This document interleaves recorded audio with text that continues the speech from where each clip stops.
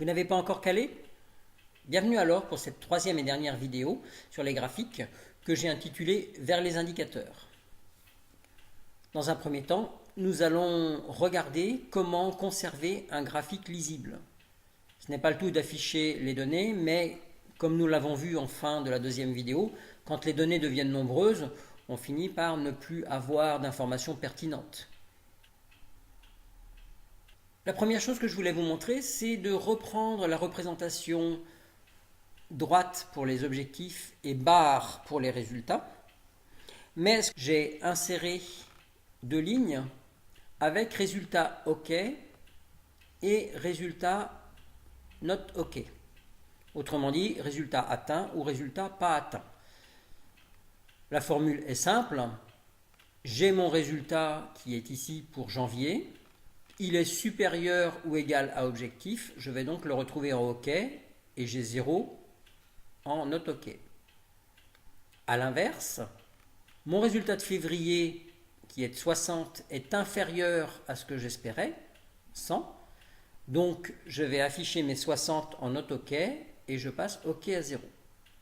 Ce qui fait que quand je vais construire mon graphique, je vais le construire avec 3 courbes, ce qui me permettra d'avoir 3 couleurs différentes et notamment de pouvoir distinguer OK, couleur verte, not OK, couleur rouge. On utilise les standards de couleurs, le vert étant plutôt positif et le rouge étant plutôt négatif. Une telle représentation nous permettra d'avoir visuellement et très rapidement l'information sur j'ai atteint, je n'ai pas atteint l'objectif. Et donc d'entamer une réflexion pour aller vers les actions qui vont me permettre à terme d'atteindre mon objectif. Comme je le disais, le problème de ce genre de graphique, je vais agrandir, voilà. Le problème de ce genre de graphique est que quand les données augmentent, il peut devenir de moins en moins lisible. Donc très souvent, pour pouvoir n'afficher que la zone qui nous intéresse, on va soit sélectionner le graphique, aller dans la barre d'outils graphique, la partie création, et dans l'écran, sélectionner les données et reprendre les données qui nous intéressent. Mais dans mon cas, ça veut dire qu'il va falloir que je fasse ça tous les mois. Une autre solution traditionnelle employée est de masquer ce qui ne nous intéresse pas. Donc typiquement ici, vous voyez que je commence en mars, avril, mai, juin. Si je viens ici et que je viens masquer, par exemple jusqu'en avril, je masque mes colonnes de tableau. Le tableau de données étant en général sur une autre feuille que le graphique. Je vais masquer. Automatiquement, vous voyez que mon graphique commence en mai. De même, si je viens, là vous voyez que j'ai des données de 2017, si je viens masquer tout ce qui concerne 2017, voilà, mon graphique se réduit et je ne vais donc avoir que des données de 2012 commençant à partir de mai. Je trouve souvent ce genre de manipulation dans les entreprises. Et je trouve ça un petit peu dommage, puisque le but du jeu, comme on sait que cela va se reproduire tous les mois, et pourquoi ne pas se simplifier la vie et donc s'intéresser à des solutions un peu plus complexes à mettre en œuvre, mais qui après nous proposent une utilisation beaucoup plus simple. Je vous montre ici à quoi cela correspond. En fait, il suffit de créer son graphique avec des zones nommées. Donc, je ne vais pas vous expliquer comment ça se fait ici. Sachez que ça existe, c'est assez facile à faire. Ça pourrait prendre un tutoriel à lui tout seul. Sur cet onglet, j'ai défini deux cellules accessibles à l'utilisateur qui peut rentrer la date d'entrée. On voit qu'ici, j'ai mis janvier 2016 que je retrouve sur le graphique et le nombre de mois à afficher. Commençons par les mois. Si je demande 6 mois, on voit qu'automatiquement, mon graphique s'ajuste. Pour la date de début, j'ai défini en tant que liste de données la première ligne de mon tableau. Et par la validation de données, je me fais une liste de validation qui me permet de dire je souhaite démarrer en juillet. Et automatiquement, le tableau se met à jour. Vous voyez que je n'ai pas à toucher à mon tableau de données. mais le fait d'utiliser des zones nommées, donc, qui sont dépendantes de ma date de départ et du nombre de mois que je considère, me permet d'avoir ce que j'appelle un graphique à utilisation beaucoup plus professionnelle pour une entreprise. Une autre possibilité, lorsque l'on a beaucoup de données, consiste non plus à travailler directement sur le tableau que nous avons vu tout à l'heure qui contient toutes les données, donc notre base de données, mais de constituer un tableau intermédiaire pour lequel je vais définir la date de référence qui m'intéresse. À partir de cette date-là, au résultat du mois du début et des 4 suivants, mais je m'intéresse aussi à la moyenne des 6 derniers mois et la moyenne des 12 derniers mois, tout cela pour garder en mémoire une indication sur le niveau de l'activité. Évidemment, dans ce genre de tableau intermédiaire, tout est géré par des formules qui sont à bâtir, mais en termes de représentation, voici typiquement ce que l'on peut obtenir. Donc un tableau sur lequel mes résultats et mes objectifs, on va dire actuels, sont représentés sur la partie droite. Et en mémoire, j'ai ce qui s'est passé en moyenne sur les 6 derniers mois. Donc en moyenne, on me demandait 100 et je n'étais pas très loin des 100. Je pourrais être plus précis en mettant des étiquettes de données. Et par contre, si je regarde sur les 12 derniers mois, donc sur l'année écoulée, j'avais un objectif qui était de 100 et mon résultat était supérieur à 100. Là, si je vais chercher en termes de précision, il était à 106,3.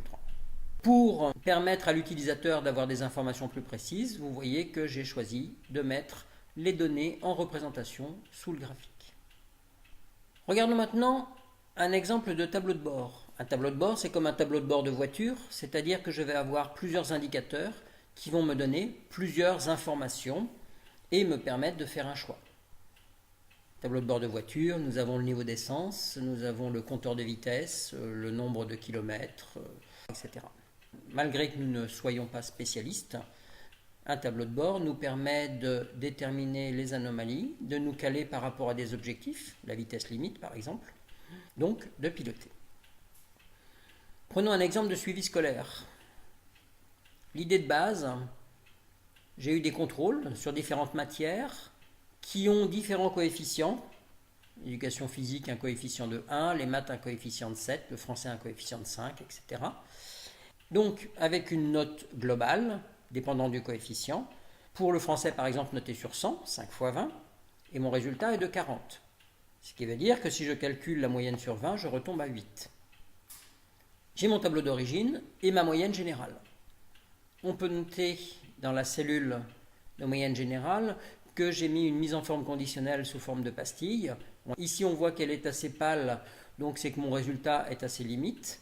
Mais si on imaginait typiquement avoir eu 20 en maths, on voit que la pastille passe en rouge parce que la moyenne est insuffisante.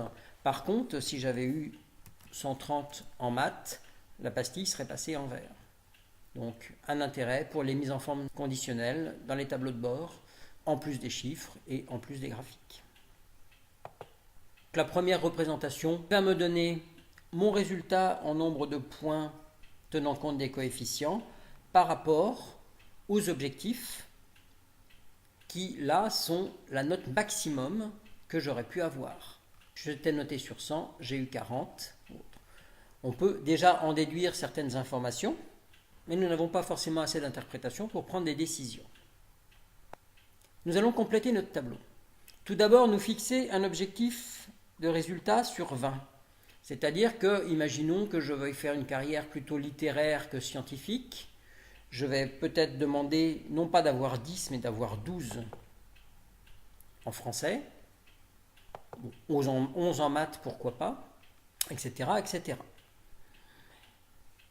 Ce qui me permet de calculer mon résultat actuel par rapport à l'objectif, en pourcentage, sachant que quand j'atteins mon objectif ici, je suis à 100%.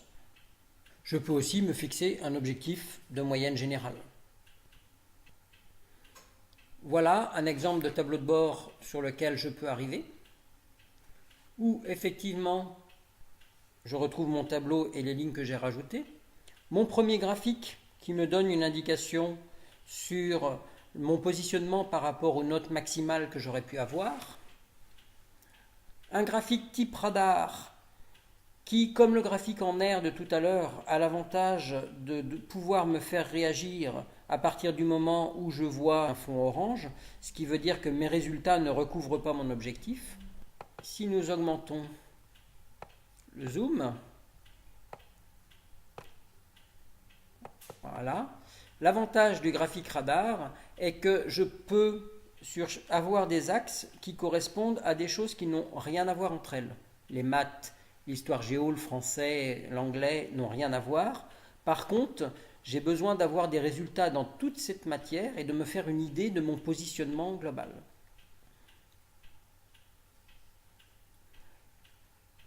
Un dernier type de graphique permet d'avoir une information supplémentaire par rapport aux autres. C'est-à-dire que là, pour chaque matière, je vais avoir mon nombre de points. J'ai positionné l'objectif, donc je sais où je me situe par rapport à mon objectif. Et par contre, la grosseur de la sphère dépend du coefficient de la matière. Donc quand je lis ce genre de graphique, je peux savoir que j'ai de bons résultats, mais sur une matière à faible coefficient. Par contre, pour le français qui a un coefficient assez fort, je suis largement insuffisant.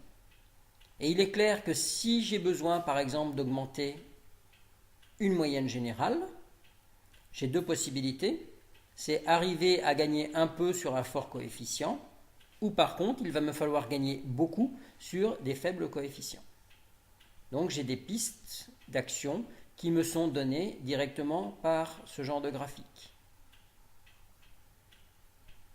La dernière partie de ce voyage, je l'ai intitulée « Quand les graphiques deviennent dessins ».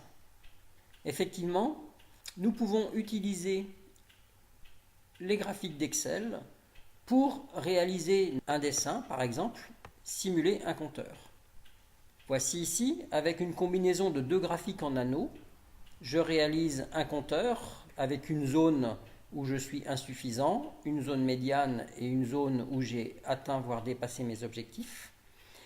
Le deuxième graphique en anneau me permet de générer une aiguille. Je vais passer un certain temps à mettre au point les graphiques pour créer ce genre d'indicateur, mais une fois créé, l'utilisateur, comme précédemment, n'a qu'à indiquer la date de début, le nombre de mois, et là, en fin de compte, je vais lui indiquer la moyenne de ce qui a été obtenu par rapport à la moyenne de l'objectif sur la même période. Donc voilà mon graphique. Ici, je démarre en avril sur un mois. Je suis insuffisant. Si je viens regarder, pourquoi pas sur une année, je suis à 100%. Alors je pourrais très bien dire, je me cale au 1er janvier 2016. Voilà, pour 12 mois. Donc pour mon année 2016, le résultat a été de 111%. L'aiguille est entrée dans la zone verte. Dans un tableau de bord, c'est le genre de dessin que vous aurez à côté d'une courbe, ce qui fait que les gens qui ont du mal à comprendre la courbe pourront quand même avoir spontanément une information sur le positionnement du résultat. Autrement dit, est-ce que cela va plutôt bien ou est-ce qu'il y a des efforts à faire, grands ou petits efforts. Voilà, vous voyez que la panoplie des graphiques sous Excel est importante et qu'en plus, nous pouvons très bien utiliser ces graphiques en les détournant pour réaliser d'autres types d'indicateurs. Il n'y a plus qu'à vous mettre au travail. Bon courage et à bientôt sur Excel pour TPME pour un autre tutoriel ou une présentation de réalisation.